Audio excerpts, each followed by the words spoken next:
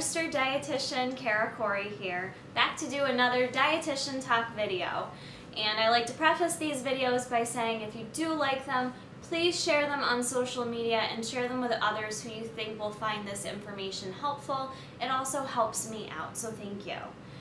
And today's topic is something that I've had quite a few people ask me about. I was kind of surprised, but I've had a lot of people ask me to discuss the paleo diet. I will be honest with you guys, when you go to school to be a dietitian, I know there's some misunderstanding of what we do when we go to school, but they don't have time to teach us about every single fad diet that's out there. I would have been in school for 20 years if that was the case. So I guess my point is this is not something scientific that I learn in school, and a lot of times people bring fad diets to my attention, and that's the first thing they say is, tell me your opinion on this diet. What do you think? What do you think? And half the time, I don't even know about these diets that you people are on. I don't. They're things I've never heard of or, I don't keep up on. I try to, though. So for the paleo diet, I know it's been a big hit, I think, the past few years. But I actually had to do a little research on it myself to do this video for you guys.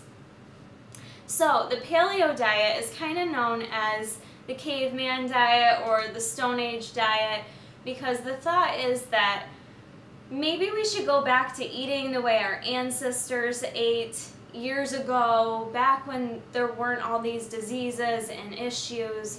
Maybe if we just went back to eating the way they did, maybe we wouldn't have issues with diabetes and heart disease, and probably we would be leaner too. You don't hear about our ancestors being obese, and you think about the human body and what it looked like back then. So that's kind of the basic thought, is maybe if we go back to eating that way, we will help reduce our risk of all these diseases and lose weight. So that's the basic thought on that diet. In terms of what's allowed, I guess, to be on that diet for food, it's, things like lean meats, eggs, fruits and vegetables, some healthy fat like coconut oil, nuts and seeds, and eggs are kind of the basics generally of what's allowed on that diet.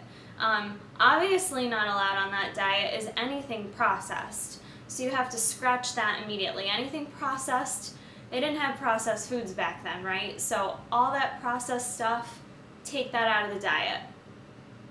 So some of the positive things with that, well, obviously it sounds like it's going to be a little bit healthier, higher in fiber, eating lots of fruits and vegetables. But you have to remember too, depending on how far back we're going, our ancestors, there weren't farmers in agriculture back then. So dairy and grains were not part of this diet. So that is not part of it.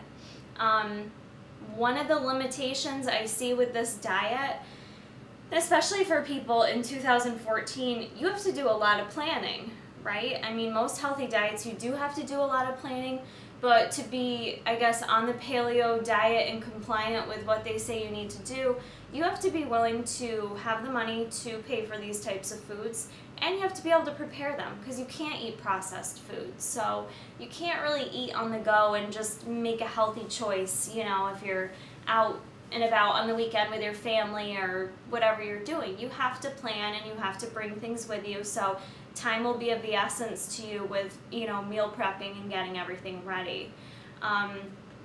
Depending on what paleo book, I guess, you read or subscribe to, because it's all kind of different. There's no scientific definition of what paleo includes, so I'll get into that after. But in terms of some of the paleo diets I looked up, they do say you're allowed, a free meal, I guess, type thing a couple times a week. So I'm not really sure how that fits into what our ancestors did, but maybe that's something that people are just adding in there to make it easier to comply to this diet, because it is fairly strict. So that's one of the things I did notice. The nice thing about the diet, though, which I think is nice, is you don't have to, most of the diet plans don't tell you you have to calorie count. So you're not really tracking, you're not tracking every morsel of food that goes in your mouth per se. You're not looking at your macronutrients. You're just eating. It's very specific foods you have to follow though, and you eat as much as you want for the most part. Which if you take a look at the foods and some of the things I mentioned, that's all healthy choices. You're not going to hear me tell you those are bad choices to make. But let's kind of talk about it a little bit more in terms of the science with the theories behind paleo. From what I saw, a lot of the studies there's not enough studies to really confirm that following this diet helps you prevent diseases any more than following other diets. There's very limited research. And in terms of weight loss too, some do show you're going to lose weight on paleo, but a couple of the studies I looked at didn't have control groups, so it's kind of hard to tease out, but I'm going to say a lot of the times it's due to calorie restriction, which is really true of any fad diet out there, you know, especially because this is one of those fad diets that tells you to omit whole food groups that are currently in, you know, the Western diet. So obviously you may be able to lose some weight on this diet. Sure, you're restricting whole food groups, but I guess the theory behind it that it's better for you because it's what our ancestors followed is really kind of hard to pinpoint. I mean, I can't really wrap my brain around it because are we talking 10,000 years ago or are we talking 100,000 years ago? Because if both points in time, people had access to different foods and did different things. So which is it? Like I said, there's no scientific definition of what paleo is, so I don't really know how you figure out what foods you're supposed to adhere to. At the same rate too, if you think about the cavemen or, you know, the Stone Age, it really depended what your location was. You know, where you live in the world, you're going to have access to different types of foods depending on the climate and your location. The resources that are accessible to you at that point in time were going to dictate what you ate and what you could eat. So fast forward to 2014, how does that play into what we're doing now? And really the thought of this diet kind of plays on the fact that with evolution that we haven't changed at all, that our body hasn't changed and our genes haven't changed. And I challenge that idea because that's not necessarily true. Certain things such as like our body and how our body's developed, our spine, our bone structure, that's identical. That's pretty much the same. There's no real changes there if you look at the human body back then and now. We look the same. But there's other things that have changed. There's definitely proof to show that our bodies have evolved and we have changed, and our body's ability to be able to fight off certain diseases. For instance, things like malaria, way back when, your body would not be able to work through something like that, where now we're able to. So in terms of disease states, we do handle them differently now. Seems like there's a lot more of them now, but we handle things differently. Your genes can change very easily. It's a very interesting thing to study, nutrition and genes. They call it nutrigenomics. And I haven't learned a lot of it myself. We only got a taste of it in school, but I hope to learn more. But your genes can be turned on in the drop of a dime, depending on what surroundings you're in and how your body handles situations, which is really hard to figure out how each person does that.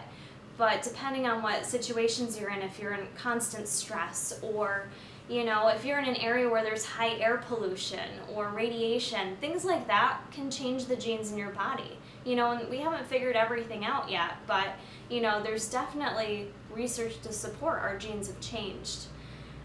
It makes me think of a comment I had on one of my former videos about the fact that that's disgusting that I drink milk. How do you drink milk? You know, humans are the only mammals who drink milk after, you know, weaning off their mother. Okay, well, I get that, and that's a common thing that's discussed.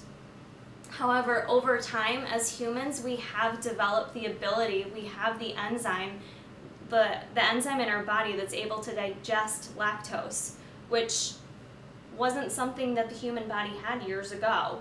And that's a fairly newer change in the DNA in our bodies. It's probably like 5 to 10,000 years ago, which if you think about the spectrum, that's pretty new still. So we have the ability to digest milk. Now I'm speaking generally, so for those of you that are allergic to it or intolerant, yes, I understand, absolutely, you have to, you know, modify your consumption of dairy. But that's been a change for the human body. Other things like eating starch, like I mentioned, if you look at what's typically recommended with paleo is eating no grains. And again, it depends at what point in time you look at with our ancestors, because at some point flour was introduced and people were able to take grains and make it into flour and would make things like pita bread and eat starch. And over the years, we have developed the ability to digest starch, and lots of it. We're in a culture where we eat lots of starch, and we are able to digest it. That all starts with the amylase, which is an enzyme in your mouth that starts the digestion process right away. So things have changed, and I guess my point is that it's kind of, I don't feel like you're comparing apples to apples to try to eat now what they ate back then. You know, which I guess I feel like paleo schmaleo. That's the only way I know how to say it, because it just seems kind of silly to me. There's nothing wrong with the diet. As a dietitian, I wouldn't be like, oh my God, you are at serious health risks for X, Y, and Z. Absolutely not. This is not one of those diets that I would be rolling my eyes at because of the health risks it presents. It does omit whole food groups, which is always a red flag for me as a dietitian, and I usually need to probe more with why you're omitting whole food groups such as dairy and grains. Some people have to, okay? So I know I'll get comments below, well, I can't have dairy. Some people have to, and I totally get that. And if this diet is something you follow and it makes you feel good and you're seeing good results from it, then as a dietitian, I might encourage you to keep doing it. But I would never recommend to someone you need to eat paleo or try to eat how our ancestors once ate, because I feel like it's kind of silly, like paleo. I feel like it's kind of silly because it's difficult to identify and figure out.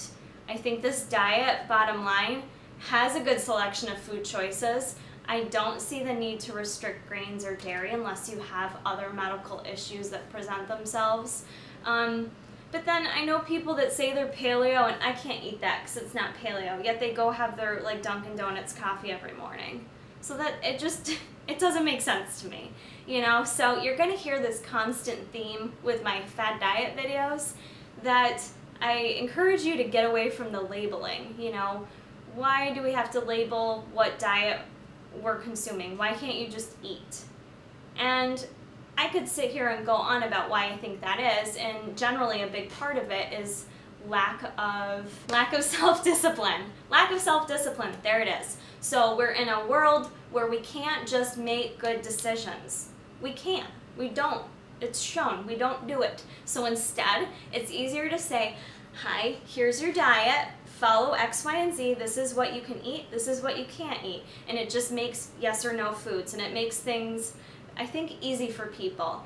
And you know what? If you're struggling with your weight and that makes life easier for you, then maybe that's a good place to start. But I think eventually find your way back to the balance of not having to have so many yes and no foods, if that makes sense. So bottom line, paleo, it's not going to put you at any health risks. However, has it been proven that it's going to completely improve your health and make you at less of a risk than someone following the DASH diet or the Mediterranean diet? That has not been shown.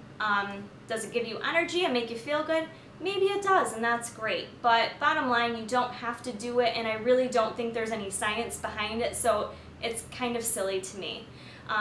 If you have other thoughts and would like to debate this, I would love to see the comments below, because like I said, I didn't go to school to learn paleo or all the different fad diets, so I'm sure there's a lot of maybe key information I'm missing, but this is just the information from the studies I've gathered. And as a clinician, that's what I was taught to do.